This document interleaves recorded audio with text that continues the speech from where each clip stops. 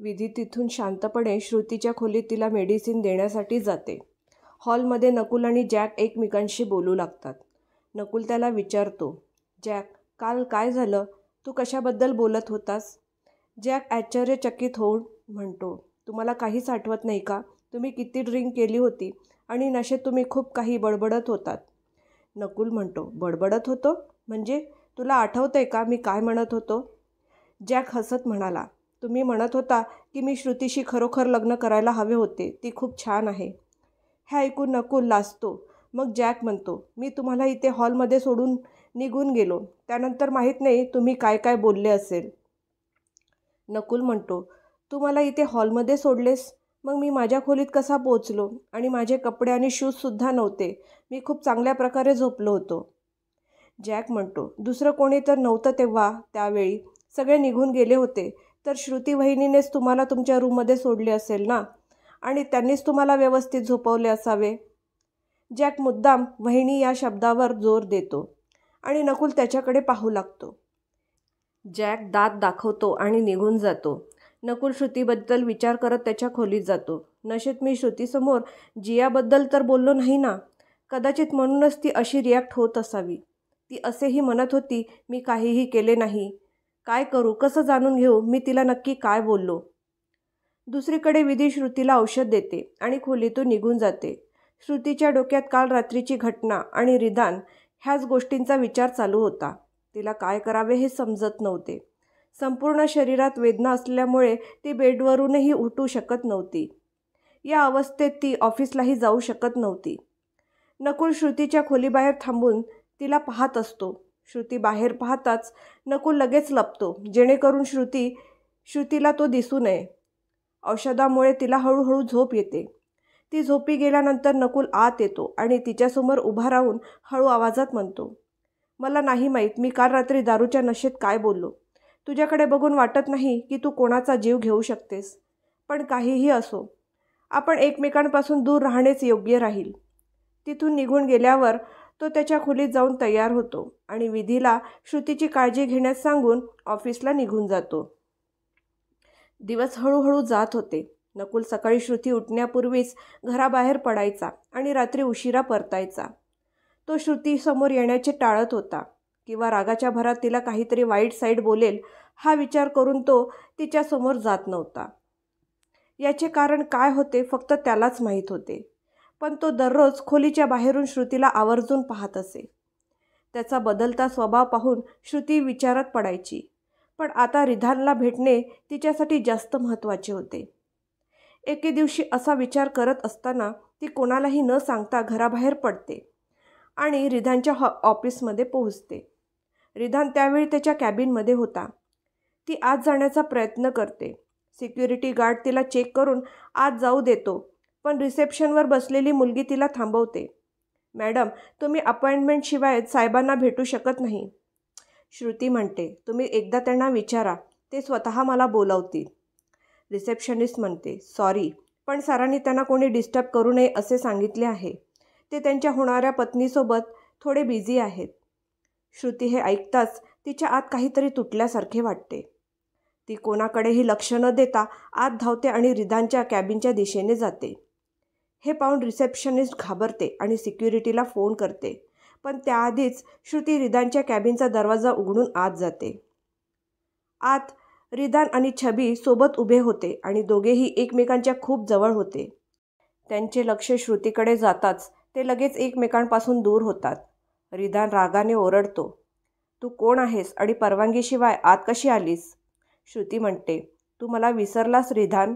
मी तुझी श्रुती. तू मला खूप सारी वचने दिली होतीस. तू तुझ्या बाबांना सोडून माझ्यासोबत होतास. त्या दिवशी अपघाताच्या वेळीही मी तुझ्यासोबत होते. तू मला कसा विसरू शकतोस? रिधान आणि छबी दोघेही आश्चर्याने तिच्याकडे पाहू लागतात. मग रिधान थोडा शांत होतो आणि म्हणतो, कदाचित तुमचा काही गैरसमज झालेला आहे. मी तुम्हाला ओळखतही नाही. तेवढ्या सिक्युरिटी गार्ड तिथे येतात आणि ते श्रुतीला घेऊन जाऊ लागतात, पण छबी त्यांना थांबवते. श्रुतीजवळ येऊन तिला विचारते, तू नक्की रिधानबद्दलच बोलत आहेस? श्रुती हो मध्ये मान हलवते. रिधान सर्वांना बाहेर जाण्यास सांगतो आणि कॅबिनचे दार बंद करतो. मग श्रुतीकडे एक नजर टाकतो. छवीजवळ जाऊन तिचा हात धरतो आणि म्हणतो, छवी, मला खरोखर माहीत नाही की ही कोण आहे आणि मी माझ्या वडिलांना सोडून का जाईन. छवी म्हणते, रिलॅक्स रिधान, मला तुझ्यावर विश्वास आहे. पण जर या मुलीला ॲक्सिडंटबद्दल माहिती आहे तर आपण तिचे म्हणणे ऐकले पाहिजे. रिधान मान हलवतो आणि छवी श्रुतीला तिचे म्हणणे पूर्ण करण्यास सांगते. श्रुती बोलू लागते, मला माहीत आहे की त्या अपघातात तू तुझी स्मरणशक्ती गमावली आहेस. पण मी जे काही म्हणत आहे ते खरे आहे. मी त्या दिवशी तुझ्यासोबतच होते आणि हा ॲक्सिडेंट तुझ्या वडिलांनीच करवला होता, मला मारण्यासाठी. बऱ्याच प्रमाणात ते यशस्वीही झाले होते.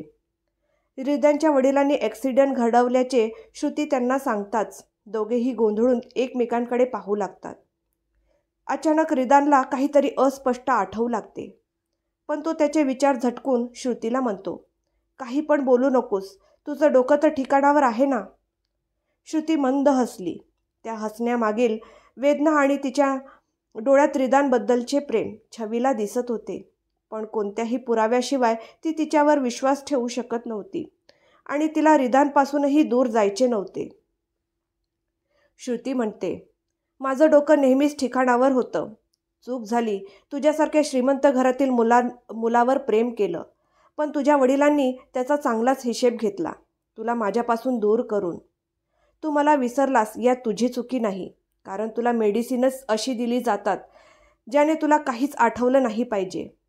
कारण जर तुला मी आठवू लागले तर तुझ्या वडिलांचा बिझनेस थांबेल, हे उघड आहे. जर तुम्हाला विश्वास बसत नसेल तर कोणालाही न सांगता दुसऱ्या डॉक्टरांकडून ती मेडिसिन तपासून घ्या. छवी तिच्याजवळ जाऊन म्हणते, बघ, मी तुझी अवस्था समजू शकते. रिधान आणि मी लग्न करणार आहोत आणि तू अचानक येऊन हे सर्व काही सांगितले, यावर आम्ही कसं विश्वास ठेवायचा. श्रुती म्हणते, म्हणूनच मी तुम्हाला सांगत आहे की ती मेडिसिन चेक करून घ्या, तुम्हाला सगळं समजेल. जर नकुल पटवर्धनने मला वाचवले नसते तर त्या ॲक्सिडंटमध्ये माझा जीव गेला असता. तुला हवे असेल तर तू 2 महिन्यापूर्वीची पोलीस स्टेशनमध्ये केलेली तक्रार पाहू शकतोस. तिथे तुझे नाव आहे रिधान. आणि मी जेव्हा तुला सोडायला गेले होते तेव्हा त्या तक्रारीत माझी सही होती. कदाचित तुझं प्रेम माझ्या नशिबातच नव्हतं. खूप खूप शुभेच्छा तुमच्या नवीन आयुष्यासाठी. मग छवीकडे पाहून ती म्हणते, तुझ्या वडिलांनाही याबद्दल सगळं माहीत आहे. विचारून घे हवं तर, आणि रिधानची काळजी घे. मला माहीत आहे की तुम्ही लोक कदाचित मी जे म्हणते त्यावर विश्वास ठेवणार नाही, पण मी काहीच करू शकत नाही. माझ्याकडे कोणताही पुरावा नाही. त्या अपघातात मी सर्वस्व गमावले आहे.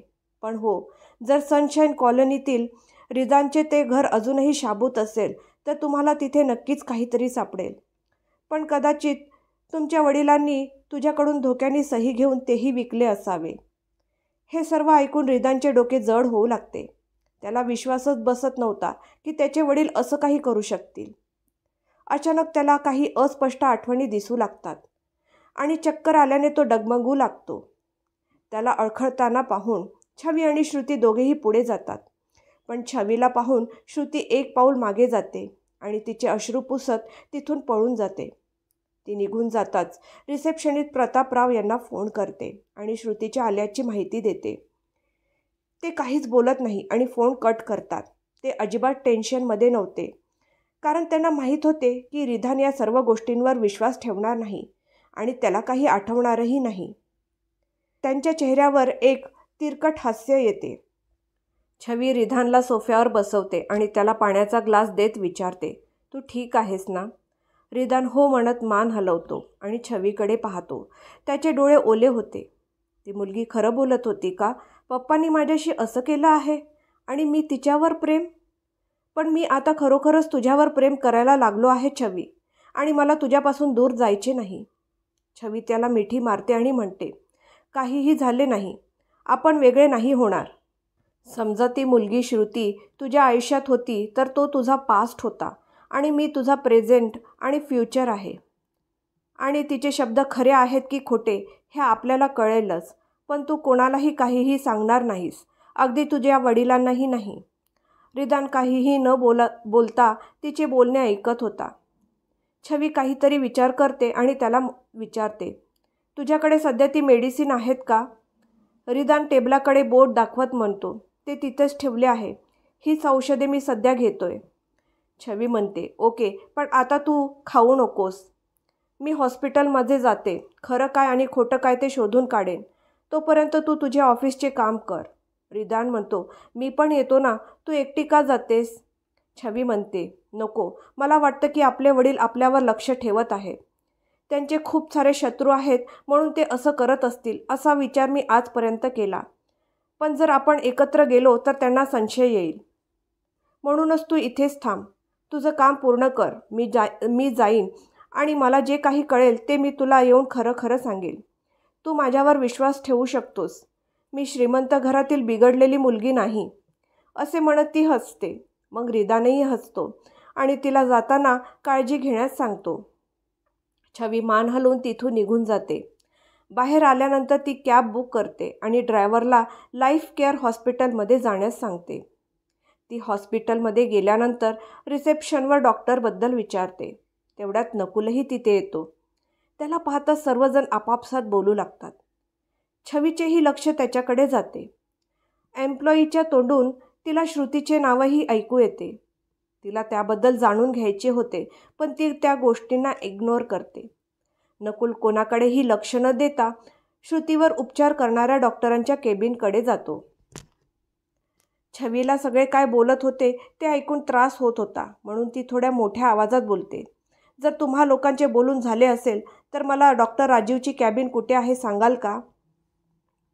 रिसेप्शनिस्ट थोडी संकोचते आणि ती नकुल जिथे गेला होता त्याच केबिनकडे बोट दाखवत तिला म्हणते, ती आहे डॉक्टर राजीव यांची कॅबिन. पण प्लीज थोडा वेळ थांबावं लागेल. नकुल सर बाहेर आल्यानंतरच तुम्ही आत जाऊ शकता. नकुल हे नाव ऐकताच छवीला खात्री पटते आणि विचार करू लागते की हे लोक त्याच श्रुतीबद्दल बोलत आहेत जिला ती आज भेटली होती. कारण श्रुतीने सांगितले होते की नकुलनेच तिचा जीव वाचवला होता. पण तो इथे काय करत आहे? ती कॅबिन समोरच्या खुर्चीवर जाऊन बसते. आत नकुल डॉक्टरला श्रुतीबद्दल विचारतो. डॉक्टर त्यांना सांगतात की ती पूर्णपणे ठीक आहे. तिला नियमितपणे औषधे देत राहा आणि जास्त ताण घेऊ देऊ नका, कारण मानसिकदृष्ट्या बरे होण्यासाठी वेळ लागतो. श्रुतीची चौकशी केल्यानंतर डॉक्टरांशी हँडशेक करून नकुल बाहेर गेला. तो बाहेर येताच त्याची नजर समोर बसलेल्या छवीवर पडते.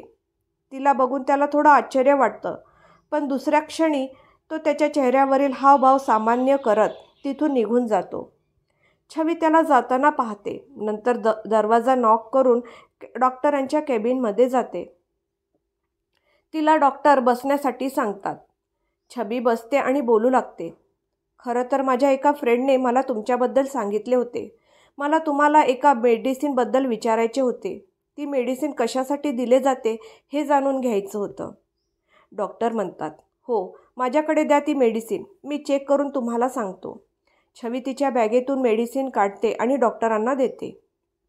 डॉक्टर सर्व मेडिसिन पाहतात आणि आश्चर्यचकित होतात आणि तिला विचारतात, तुला ही मेडिसिन कोणी दिली आणि ही मेडिसिन कोणाला दिली जात आहे?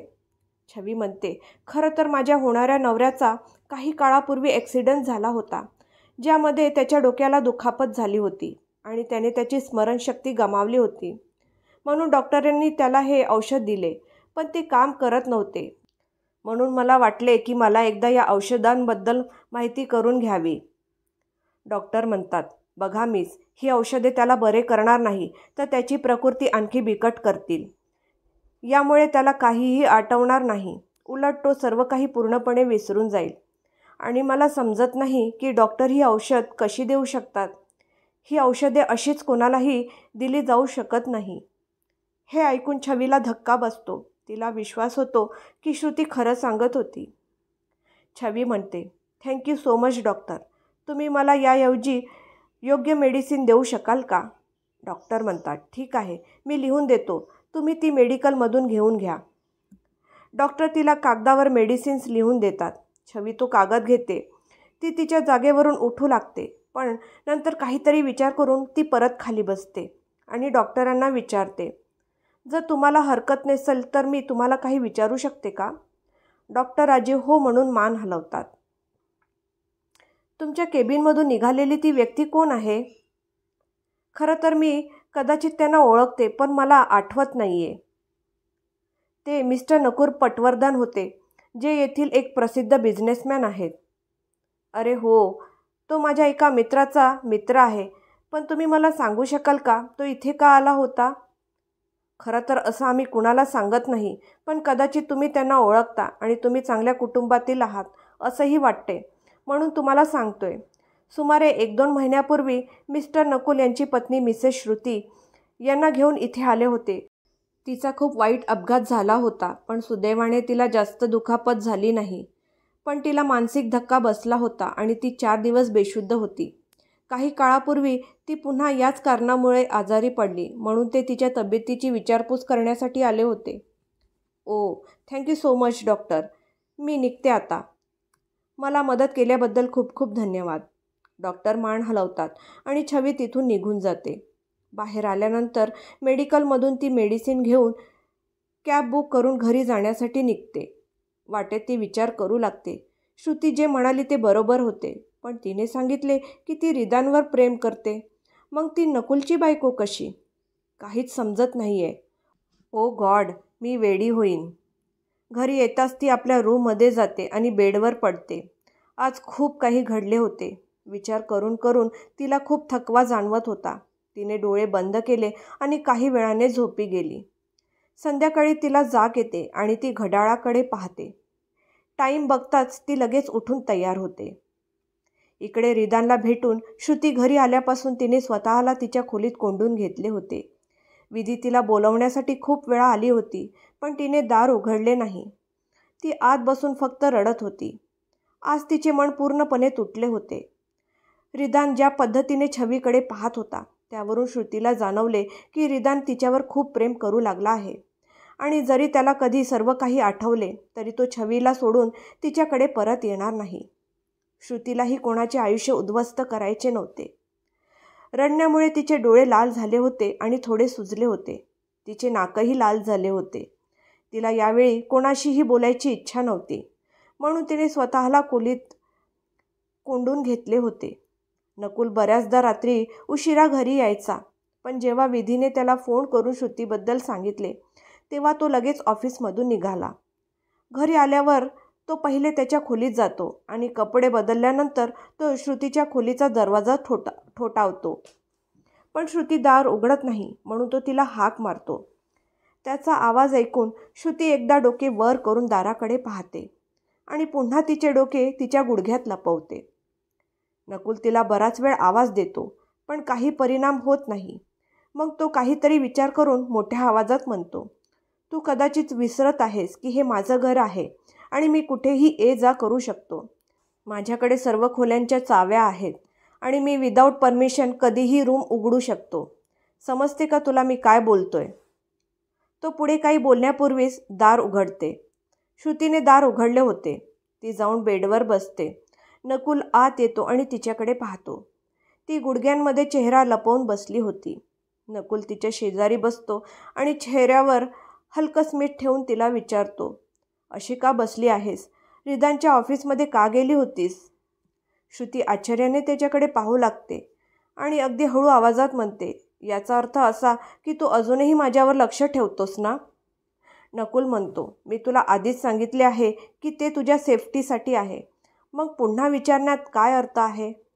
आणि तू स्वतःची ही काय अवस्था करून घेतली आहेस? काय झालं ते सांगशील का? श्रुती काहीच बोलत नाही आणि फक्त जमिनीकडे पाहत राहते. खरं तर तिला अशा अवस्थेत बघून नकुलचा जीव तुटत होता. तो डोळे बंद करतो. श्रुतीच्या थोडे जवळ जाऊन तिला आपल्या मिठीत घेतो. श्रुती त्याच्यापासून दूर जाण्याचा प्रयत्न करते, पण नकुल तिला जाऊ देत नाही. दुसऱ्या क्षणी श्रुती जोरजोरात रडू लागते.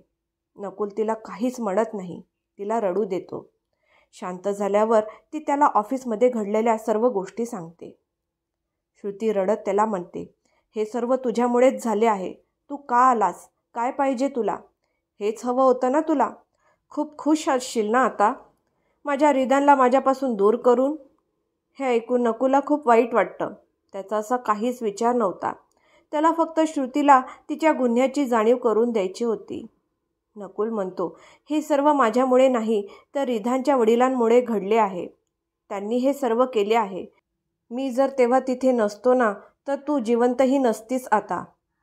मिठी मारूनच ते एकमेकांशी बोलत होते. नकुल तिच्या डोक्यावरून प्रेमाने हात फिरवत होता. श्रुतीला जाणीव होते की नकुलनेच तिचा जीव वाचवला होता आणि ती त्यालाच दोष देत होती. नकुल म्हणतो, जे तुझे आहे ते काहीही झाले तरी तुझ्यापासून दूर जाऊ शकत नाही. कदाचित त्रिदान आणि तू एकत्र येणे तुमच्या नशिबातच नव्हते, म्हणूनच हे सर्व घडले. या गोष्टींमुळे तू स्वतःला का त्रास देत आहेस? अशा प्रकारे जगायला शिक की कोणीही तुला आयुष्यभर दुःख देऊ शकणार नाही. श्रुती त्याच्यापासून वेगळी होते. तिचा चेहरा वर करते आणि त्याच्या डोळ्यात पाहत म्हणते, तुलाही तर मला त्रासच द्यायचा आहे ना, मग तू स्वतः मला हे सगळं का शिकवत आहेस? हे ऐकून नकुल थोडा हिचकतो, पण त्याचे भाव बदलून तो तिला सांगतो, जेव्हा तू अशी होशील तेव्हा तुला सतवण्यात जास्त मजा येईल, म्हणूनच. श्रुतीला माहीत होते की नकुल खोटे बोलत आहे. ती त्याला पुन्हा मिठी मारते आणि घट्ट धरते. नकुल तिच्या कृतीमुळे थोडा गोंधळतो. श्रुती म्हणते, प्लीज मला थोडा वेळ असंच राहू दे, फक्त थोडा वेळ. नकुल काहीच बोलत नाही, फक्त तिला छातीशी धरून ठेवतो. आज श्रुतीची अवस्था पाहून त्याला थोडे वाईट वाटतं, पण का माहीत नाही, हे सर्व ऐकून तो थोडा आनंदी झाला. आणि ज्या पद्धतीने श्रुतीने त्याला मिठी मारली होती त्यामुळे त्याला आपलेपणाची भावना जाणवत होती. काही वेळाने तो पाहतो की श्रुती झोपली आहे. तो हळूहळू तिच्यापासून वेगळा होतो आणि तिला बेडवर झोपवतो. काही वेळ तो तिच्या चेहऱ्याकडे एकटक पाहत होता. तिथून उठून निघून जाणार तोच परत मागे वळून तिच्या जवळ येतो आणि तिच्या कपाळावर हलकेच चुंबन घेतो. हळू आवाजात सॉरी म्हणून तिथून निघून जातो. भेटूया पुढच्या भागात. आजचा भाग तुम्हाला कसा वाटला कमेंट करून नक्की सांगा. आवडला असेल तर लाईक करा, शेअर करा आणि पुढचा भाग ऐकण्यासाठी माझ्या चॅनलला सबस्क्राईब करायला विसरू नका. धन्यवाद.